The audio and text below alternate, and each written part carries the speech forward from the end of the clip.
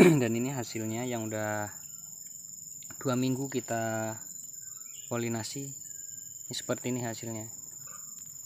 Ini yang kita polinasi bunganya sebelum dia mekar.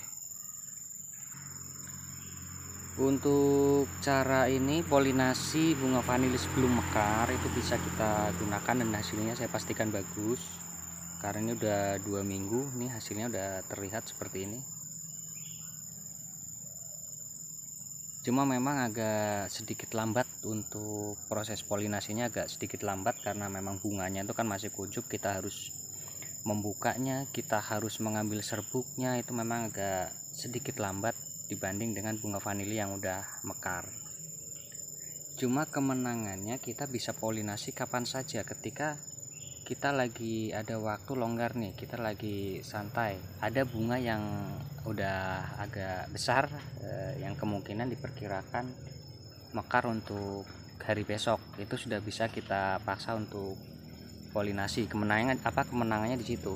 Jadi dalam satu tandan ini bisa kita polinasi 2. Nah, misalkan hari ini kita polinasi ada calon bunga yang mekar 2 untuk hari esok, kita polinasi semua sekarang yang belum mekar nih ya, yang belum mekar, kita polinasi semua, berarti besok kita libur nih 1 hari, kita nggak polinasi 1 hari. Nah, polinasi lagi nanti hari ke berikutnya.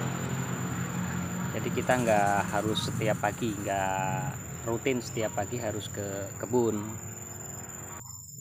Dan lagi ini saya udah membuktikan memang hasilnya seperti ini, dan saya siap dibully karena setiap petani itu memiliki ilmu dan pengalaman yang berbeda-beda, dan ini pengalaman yang sudah saya buktikan dan hasilnya pun seperti ini bagus. Tinggal kita tunggu hasil akhirnya nanti seperti apa di usia 7 atau 8 bulan nanti ketika kita panen. Kalau saya nggak membanggakan atau nggak mengatasnamakan diri saya itu pinter atau master atau guru atau suhu, itu enggak, tapi saya hanya berbagi pengalaman, apa yang saya coba dan apa yang saya kerjakan di sini, ini yang saya bagikan. Dan lagi untuk vanili yang tanam langsung berbuah, inilah di kebun ini nyata.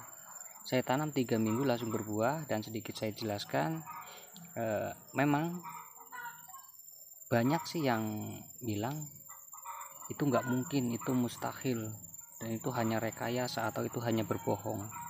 Itu silakan, mau bilang seperti itu silakan, tapi itu faktanya ada, nyatanya ada, data dokumentasi semua ada di kebun ini tuh ada. Jadi yang nggak percaya, nggak yakin, bisa datang ke sini, boleh datang ke sini untuk membuktikannya.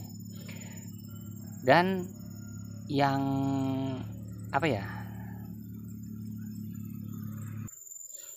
untuk stek atau sulur panjang, sulur 2 meter, sulur 3 meter yang kita gunakan, kenapa sih stek ini kita tanam langsung tumbuh bunga, langsung keluar bunga? Itu harus stek yang benar-benar siap untuk berbuah, dan kita tanam di masa-masa hampir memasuki masa pembuahan, dengan catatan kita tanam stek itu panjang lebih dari 2 meter. Karena kalau kita tanam stek yang memang dia udah siap berbuah, kita tanam stek pendek kurang dari 1 meter, kemungkinan dia walaupun tumbuh bunga 1 tandan kita polinasi, dia nggak akan kuat karena sisa nutrisi yang ada di dalam batang, dia nggak akan mampu untuk mencukupi buah-buah yang kita polinasi. Sedangkan akar dia belum sanggup untuk memberi nutrisi sebelum akar itu menjalar panjang, atau mungkin di sekitar usia 1 bulan dia belum sanggup. Jadi sebelum akar itu sanggup mencari nafkah, nutrisi yang ada di batang udah keserap semua ke buah, akhirnya batang ini layu, dan nantinya mati. Jadi tidak semua sulur panjang itu bisa langsung kita tanam dan langsung ditumbuhi bunga, itu tidak. Kalau misalkan kita tanam setelah musim pembungaan, walaupun sulur itu tua, nanti buahnya di musim pembungaan tahun depan atau berikutnya. Biasanya kalau stek itu memang tua, bagus, sehat, ketika dia tumbuh tunas, nah nanti sebelum dipanen buah-buah yang sekarang nih, dalam artian di musim bunga berikutnya itu tunas barunya udah keluar bunga juga.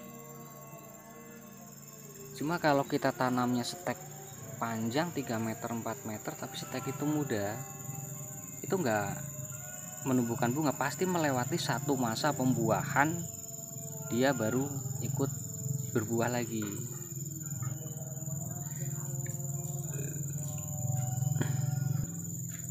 Saya tidak memaksa untuk percaya dan tidak memaksa untuk mengikuti cara-cara yang saya praktekkan selama ini. Di video-video saya sebelumnya banyak ya cara-cara yang saya gunakan, ya mungkin berbeda dengan cara yang petani-petani lain pun banyak di video saya.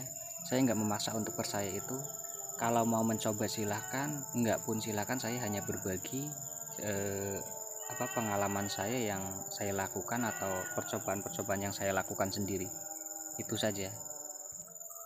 Sebenarnya banyak master, banyak suhu yang mengaku pintar, mengaku bisa, mengaku paham, bisa mengajari petani-petani lain. Tapi petani lain jangan banggakan dulu sebelum kalian mempraktekannya sendiri. Jadi jangan bangga dengan apa kata orang. Praktek sendiri, coba sendiri, hasilnya nanti seperti apa, itulah yang patut dibanggakan, hasil dari karya sendiri. Banggakan hasilnya sendiri, bukan membanggakan apa kata orang. Hal sebesar apapun kalau cuma kata orang itu nggak ada manfaatnya. Tapi sekecil-kecilnya kalau kita praktek sendiri, kita ketahui hasilnya itu sendiri, itu yang bermanfaat untuk kita. Jadi petani jangan malu untuk bertanya, jangan malu untuk berbagi. Walaupun hal sekecil apapun kita bagikan, mungkin ada manfaatnya untuk petani lain. Daripada kita ngomong hal-hal besar tapi kenyataannya nggak ada bukti, nggak ada prakteknya sama sekali, ya kayaknya sih hanya doang.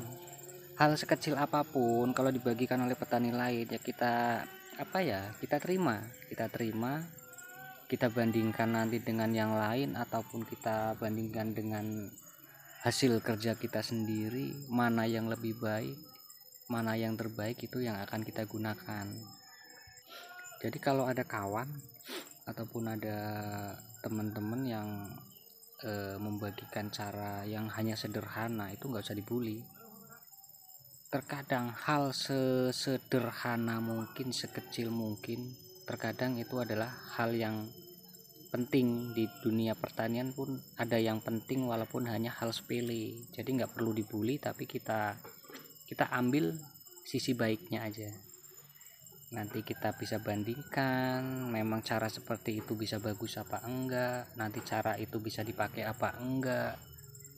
Ya walaupun hanya hal sederhana, kalau itu memudahkan petani, kenapa enggak kita pakai, daripada hal-hal besar yang ribet, yang bikin kita pusing dan hasilnya masih belum terbukti, kan percuma.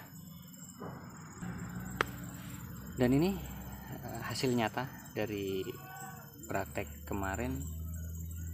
Sebenarnya ide ini bukan muncul dari diri saya sendiri, tapi karena ya kita banyak teman,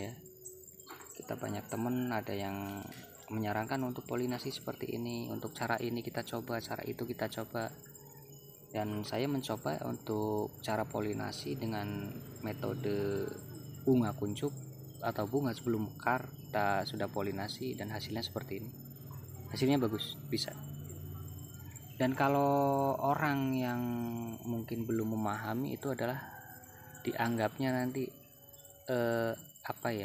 hal yang mustahil kalau belum kita coba. Karena umumnya orang polinasi, petani polinasi itu bunga yang udah mekar. Kenapa ini dicoba belum mekar kok udah kita polinasi? Itu kan bukan hal yang umum di petani, tapi kita coba dan hasilnya oke. Itulah, banyak kawan, banyak ilmu, banyak berbagi. Dan setiap petani memiliki ilmu, memiliki pengalaman yang berbeda-beda. Jadi ketika ada petani lain atau kawan lain membagikan ilmu, membagikan pengalaman mereka, jangan dibully, kita terima. Kita nanti coba lagi, mana yang terbaik, itu yang kita pakai. Yang terbaik, yang lebih mudah, yang paling baik, itu yang kita gunakan.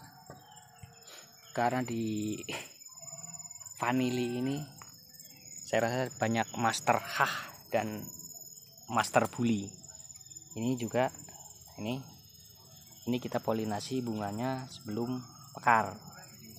Ini ya, 1 2, ini 2 yang kecil sama yang paling gede ini yang kita polinasi sebelum mekar, dan yang lain ini yang sudah mekar nih. Tuh. Tapi hanya kebetulan yang pucuknya belum rontok, yang lain rontok. Tuh ya. Ini hasilnya.